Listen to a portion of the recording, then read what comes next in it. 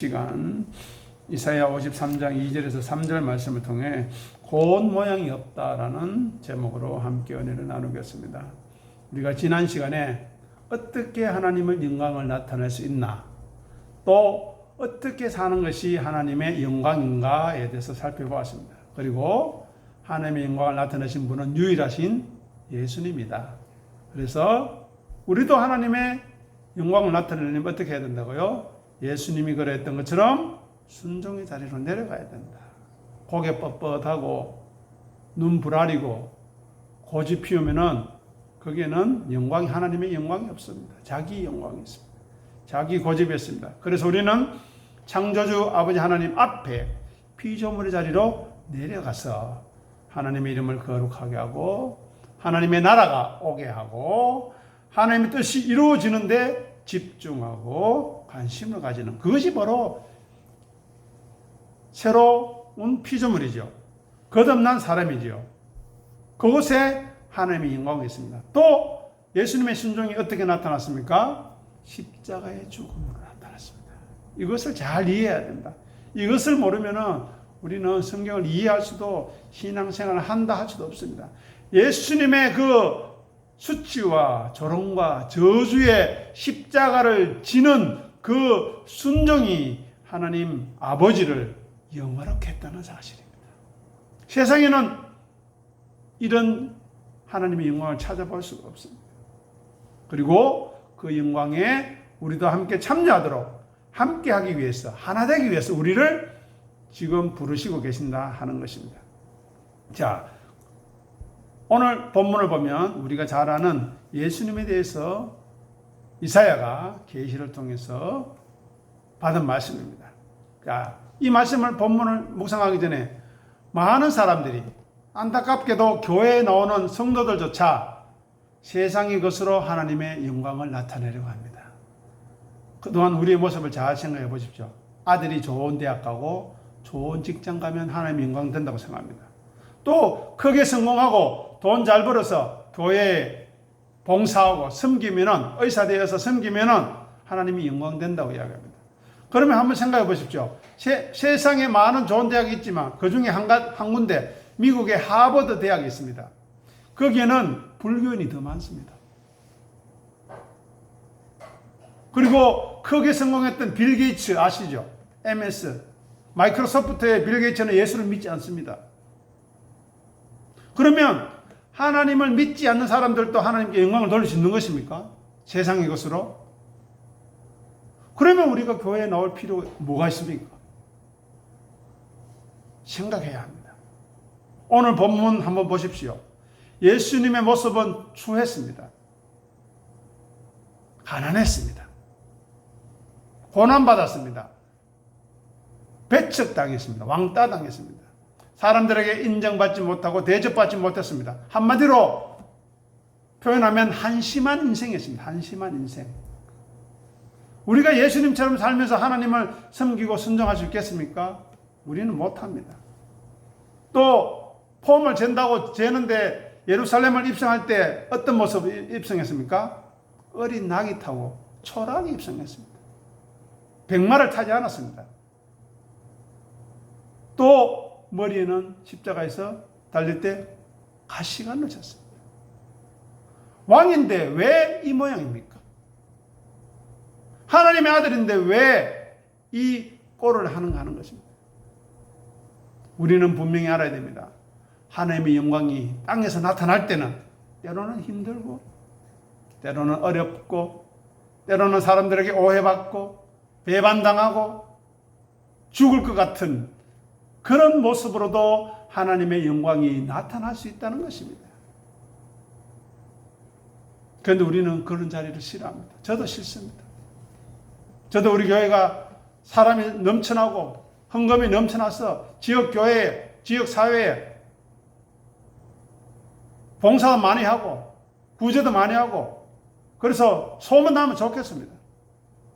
하지만 그렇게만 하나님이 역사하시지 않는다. 왜 예수님이 말구유에 그렇게 초라하게 태어났습니까? 우리는 말구유에, 아무리 가난해도 말구유에 태어난 사람이 있습니까? 예수님이 왜 나사렛 동네 그 깡촌에서 태어났을까요? 왜 예수님은 교육도 받지 못한 목수의 아들로 자라났을까요? 우리 같으면 그 가운데서 하나님의 말씀을 지킬 수 있겠습니까? 우리는 신앙에 있어서 오해가 많습니다. 성경은 세상의 가치관을 뒤집는 방법으로 구원을 이룬다는 사실을 오늘 본문을 통해서 성경 전체를 통해서 우리는 깊이 이해해야 합니다. 하나님의 구원의 방식은 하나님의 주권적인 계획과 보호 아래서 이루어지는 겁니다. 그 과정을 잘 생각해 보십시오. 예수님의 오심, 죽으심, 부활 성천한 것. 우리가 지금 아브라함의 생애를 잠깐 살펴보고 있지만 그렇게 화려하지 않지 않습니까? 네게브 땅으로 가야 되고 자기 아내를 자기 목숨 보존하기 위해서 속여야 되고 이런 어처구니 없는 일이 우리 가운데도 일어날 수 있다는 겁니다. 그때 우리는 욕합니다.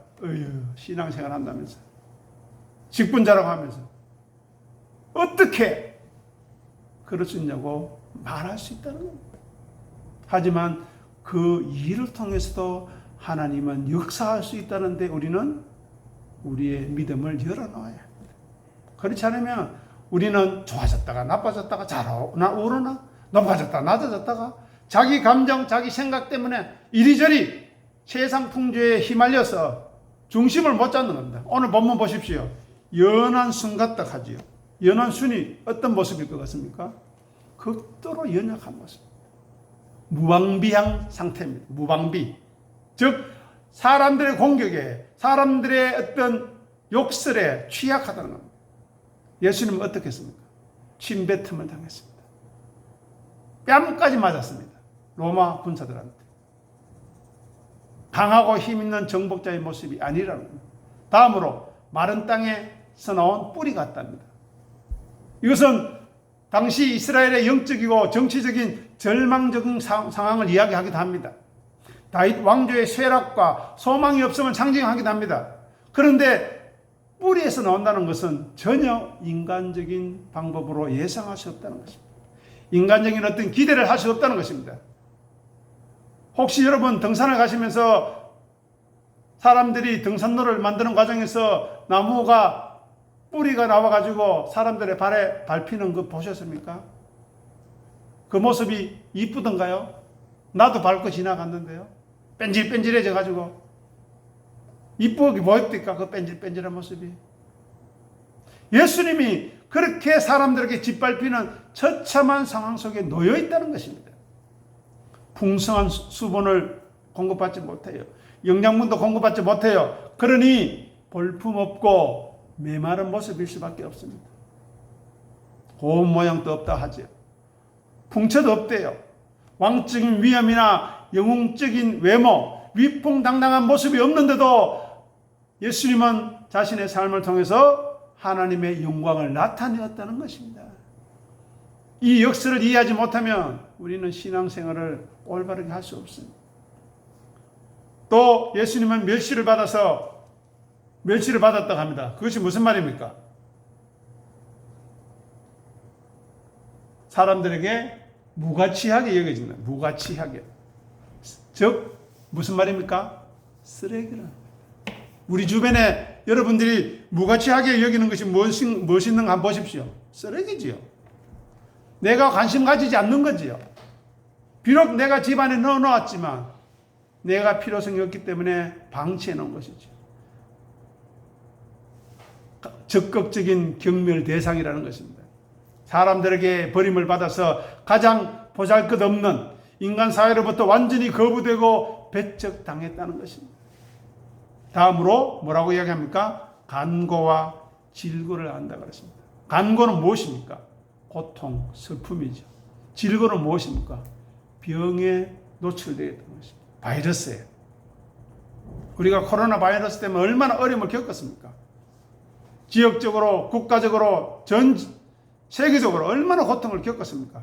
그런 상황에 예수님도 놓여져 있었는데 더한 것은 뭔가 하면 간 고통과 질고가 예수님의 삶의 특징이 될 정도로 친숙하다는 것입니다. 늘 빌빌거려요. 늘 아파요. 일시적인 경험으로 끝나지 않았다는 것입니다. 다음으로 얼굴을 가린다는 겁니다. 이것은 혐오감, 극도의 경멸을 뜻합니다. 너무 끔찍스러워서 눈 뜨고 볼 수 없을 정도라고 하는 것입니다. 마치 나병 환자처럼. 이스라엘 사회 당시에서는 나병병자가 있는데 사람들이 지나가면 자기의 입술을 가리고 얼굴을 가리고 나는 나병 환자다, 하나님의 저주를 받은 자라고 외쳐야 한다고 했습니다. 그 다음에 더 중요한 것은 뭐라고 이야기합니까? 마지막에 3절 마지막에 우리도 그를 귀하게 여기지 아니했다. 이스라엘 백성과 모든 인류가 여기 포함됩니다. 모두 다 메시아를 거부하다라는 것입니다. 일부 악인들의 행태에 지나지 않는 것이 아니라 우리 자신들이 무지하고 우리의 죄악 때문에 예수님을 귀히 여기지 않는 거예요. 예배를 귀히 여기지 않습니다. 말씀을 귀히 여기지 않아요. 주의 종도 귀히 여기지 않습니다. 자기 가족도 귀히 여기잖아요. 왜요? 힘들게 하고 귀찮게 하고 짜증나게 하고. 그러나 지금까지 살펴봤던 것과는 다르게 세상의 힘과 세상의 아름다움은 어떻습니까? 사이비 이단들 한번 보십시오. 기회가 되면 통일교 그 본산에 있는 성전에 한번 가보십시오. 얼마나 삐까뻔쩍하게 해놨는가. 그리고 요즘에 그 사이비 누구죠? 이만희 그 어리어리한 외국차 벤츠 타고 가면서 신호등 다 통제하고 자기는 서면 안 된대요. 왜? 폼 빠진다고. 경호원 그리고 노란색 옷 한복을 입은 여자들을 줄 세워놓고 꽃을 들고 소리 지르고 환영하고 거의 뭐 김정일, 김일성, 김정은 뭐 유도 아닙니다. 그렇게 자기들을 꾸미고 자기가 그렇게 대접받아야 한다는 것이 세상의 구원자라는 것입니다. 사기꾼들이죠. 반대로 우리 주님은 우리를 죄에서 구원하시기 위해서 이 땅에 와서 우리 주님은 어떻습니까? 가장 낮고 가장 연약하며 멸시받고 고통받는 종의 모습으로 세상을 구원하는 것이 하나님의 지혜라는 것입니다. 그래서 이야기하죠. 하나님의 어리석음이 사람보다 지혜롭고 하나님의 약하심이 사람보다 강하다고 성경은 고백합니다. 고린도전서 1장 25절 읽어보겠습니다. 앞에 보세요. 하나님의 어리석음이 사람보다 지혜롭고 하나님의 약하심이 사람보다 강하니라. 아멘. 그런데 우리는 어떻게 생각합니까? 내가 더 지혜롭다, 내가 더 강해져야 된다 생각하지 않습니까? 사도 바울도 고백했습니다. 내가 약할 때 나는 강해진다. 내가 약할 때 하나님의 은혜가 나타나고 내가 약할 때 하나님의 영광이 나타난다고 고백하고 있습니다. 정말 우리는 그렇습니까? 안 그렇잖아요. 그런데 뻔뻔한 얼굴을 들고 예배에 나옵니다. 부끄럽지 않습니다. 나는 직분자인데, 나는 이제까지 신앙생활 어떻게 했는데, 나는 성경을 얼마나 읽고 기도 얼마나 열심히 하는데 아무개보다는 훨씬 낫지. 그런 오해와 착각이 있습니다.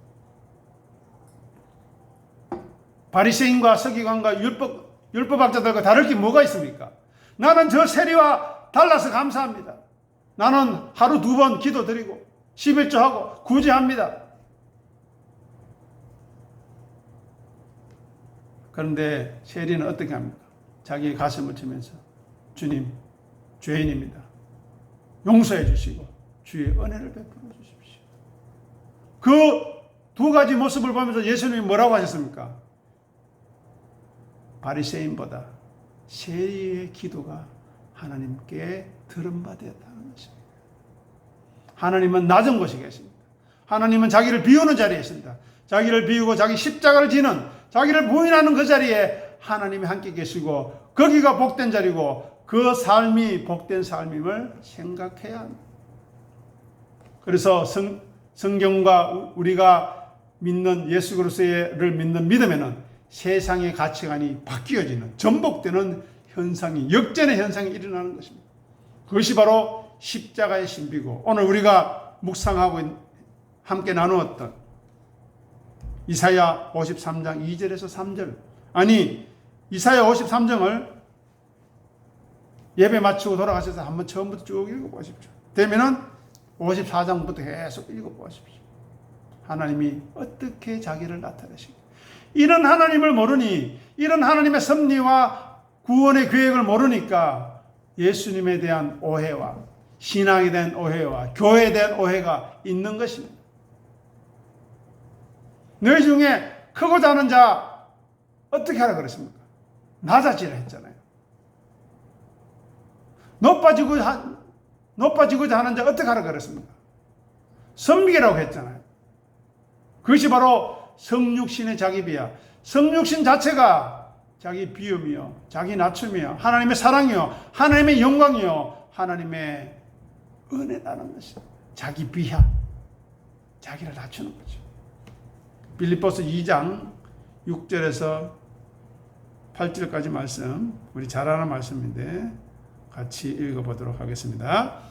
그는 근본 하나님의 본체시나 하나님과 동등됨을 취할 것으로 여기지 아니하시고 오히려 자기를 비워 종의 형체를 가지사 사람들과 같이 되셨고 사람의 모양으로 나타나사 자기를 낮추시고 죽기까지 복종하셨으니 곧 십자가에 죽으심이라. 아멘. 이것이 바로 하나님의 영광이라는 것입니다. 이것이 바로 하나님의 실체라는 것입니다. 이것이 바로 하나님의 실존이라는 것입니다. 보십시오. 근본 하나님과 본체 하나라는 하나.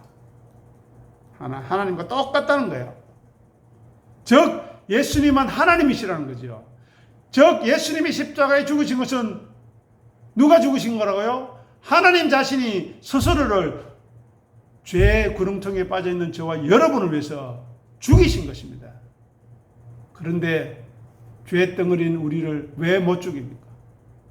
자기밖에 모르고 자기 욕심만 부리는, 자기 감정에만 치우치는 자기를 왜 부인하지 못합니까? 그러니 우리는 여전히 징계를 받아야 하고 여전히 경건의 훈련에 매진해야 하는 것입니다. 다음 보십시오. 하나님과 동등됨을 취할 것으로 여기는, 나는 하나님과 같아. 까불지 마라 너희들. 어디 감히 이런 마음이 없다는 거예요. 몰라서 그래. 저들이 하는 것을 자기들이 모르니 용서해달라는 그 말을 십자가에 하시지 않았습니까? 그런데 뭐라고 이야기합니까? 오히려 자기를 비워. 이것이 우리가 가장, 나를 비워야 돼요. 좀 잔소리하고 싶고 좀 뭐 어떻게 하고 싶은데 자기를 좀 비워 보십시오. 조금 기다려 보십시오. 그걸 가지고 기도해 보십시오. 비워서 어떻게 해요? 종의 형체를 가져. 종이 뭐 하는 사람이라고 그랬습니까? 서비스하는 사람. 밥 먹을 때까지 기다려주는, 돕고 설거지하고 청소 다 하고 해도 아이고 내가 이거 해서 인정받아야지, 그런 마음이 없다는 거예요. 종의 형체를 가졌어요. 어떻게 해요? 사람들과 같이 했다. 여기서 말하는 사람은 하찮은 사람, 하나님과 비교되는 하찮은 사람, 쓰레기와 같은 사람, 혼돈과 공허와 허감에 불과한 사람, 무덤과 같은 사람, 마른 막대기와 같은 사람, 마른 뼈다귀와 같은, 에스겔서 37장에는 그런 존재라는 것입니다. 하나님이 그렇게 낮아지셨어요. 그렇게 자기를 비우셨대요. 그런데 우리는 왜 못 비웁니까? 사람으로 모양으로 나타났는데 어떻게 해요? 거기서도 자기를 낮추시고, 두 번째로 합니다. 비움과 두 번째 낮춤. 그 다음에 어떻게 해요? 복종하십니다. 강제적으로 누르는 겁니다. 스스로를 순종을 넘어서 복종해야 됩니다. 우리는 어떻게 보면 하나님 앞에 굴종해야 돼요. 그것은 굴종이 아니라 우리가 하나님의 영광이라는 사실을 이해해야 됩니다. 그런데 못된 인간들이, 못된 죄인들이 하나님을 섬기고 하나님을 믿으러 내가 왜 하나님 믿는데, 내가 왜 예수 믿는데 나를 믿어야지. 인간이 뭐 부족하다고 열심히 노력하고 수고하고 애쓰면은 우리도 하나님처럼 될 수 있다고, 선악을 판단할 수 있다고, 우리도 이 땅에 하나님 나라를 건설할 수 있다고 오해하고 착각하고 주장하는 것이 인간의 철학이요, 과학이요, 인간의 문명 아닙니까? 그런데 우리도 여전히 거기에 매몰되어서 신앙생활에서도 그렇게 생각한다는 것입니다. 잘못되었습니다. 복종한 자신은 어떻게 해요? 십자가에 죽으십니다. 우리도 그 십자가가 자기 십자가를 지는 것으로 나타나야 합니다. 나의 십자가가 무엇인지, 자기를 부인하는 것이 무엇인지 깊이 생각해서 하나님의 영광이 우리 삶에 나타나기를 간절히 소원합니다. 정리하겠습니다. 오늘 제목, 고운 모양이 없다. 우리는 모양이 이쁘면 어떤 거, 아이고 이뻐라, 곱다 하지요. 물론 인간적으로 서로 위로해주고 칭찬하는 건 좋습니다만은, 신앙적인 측면에서는 비록 내가 어리석고, 비록 내가 좀 못나고, 못 배우고, 가진 것 없고, 자꾸 까먹고, 자꾸 엉뚱한 짓 하지만, 하나님의 은혜를 사모하는 마음이 있다면, 예배를 사모하는 마음이 있다면, 말씀을 사모하는 마음이 있다면, 그 사람이 바로 복된 사람이에요. 그 사람이 바로 하나님의 사람이요, 마음이 가난한, 심령이 가난한 복된 사람임을 생각하시고, 그 자기의 부족함과 자기의 못남이 단순히 기죽거나 인간적으로 길을 못 펴는 것이 아니라 그것을 있는 그대로 바라보고 인정하고, 하나님 저는 이렇게 이 정도밖에 안 됩니다. 그러니 하나님 은혜 베풀어 주셔야 되지 않겠습니까? 저는 이것밖에 안 됩니다. 하나님의 사랑과 성령님의 인도하심이 없이는 저는 아무것도 아닙니다. 그 은혜를 구하는 사람이 은혜의 사람이지, 난 하나님 은혜 없어도 새벽기도 합니다. 성경이 있습니다. 열심히 봉사 잘합니다. 그 사람은 불법을 행하는 사람. 불법을 행하는 자들아, 내게서 떠나가라. 네가 어두운 데서 슬피 울며 이를 가리라. 이를 왜 가까야? 빠그닥빠그닥. 내가 저거를 처치해야 되는데 처치 못해서 억울한 마음이지. 신앙에는 억울함은 없습니다. 당연한 겁니다. 우리 인간관계는 당연함이 있으면 안 되죠. 감사함이 있어야 되죠.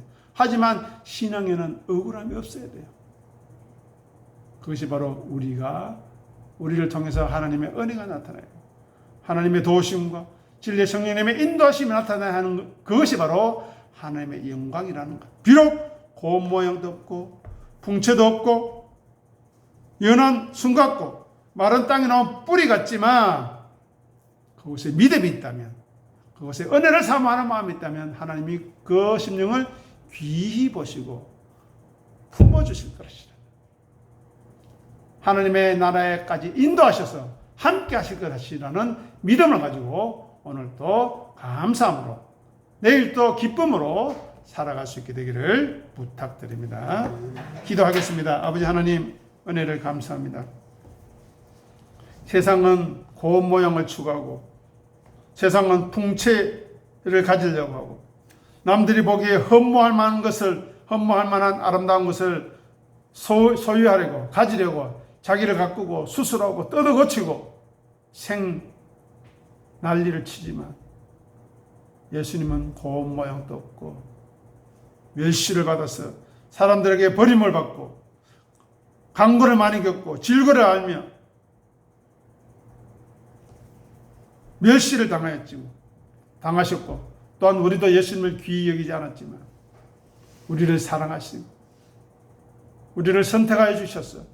내가 이들을 위하여 십자가에 죽게 된 것을 기뻐하시는 하나님의 뜻에 순종하시는 그 순종하심으로 말미암아 우리가 예배의 자리에 나오게 되었고, 하나님을 찬송하게 되었고, 하나님 앞에 하나님 나라의 성취를 위하여 기도하게 하신 것 감사는, 그래야 우리의 부족하고 연약한 삶이라 할지라도 하나님의 영광이 나타나는 예수 그리스도의 십자가에서 하나님의 영광이 나타났듯이 자기를 부인하고 자기 십자가를 지는 그 우리의 삶 가운데, 우리가 비워지고 낮아지는 그 삶 가운데 하나님의 영광이 나타나므로 이는 내 사랑하는 아들이요 내 기뻐하는 자라는 귀한 하나님의 고백을 만천하에 선포할 수 있는 놀라운 은혜 허락하여 주시기를 간절히 소원하고 예수님의 이름으로 감사하며 기도합니다.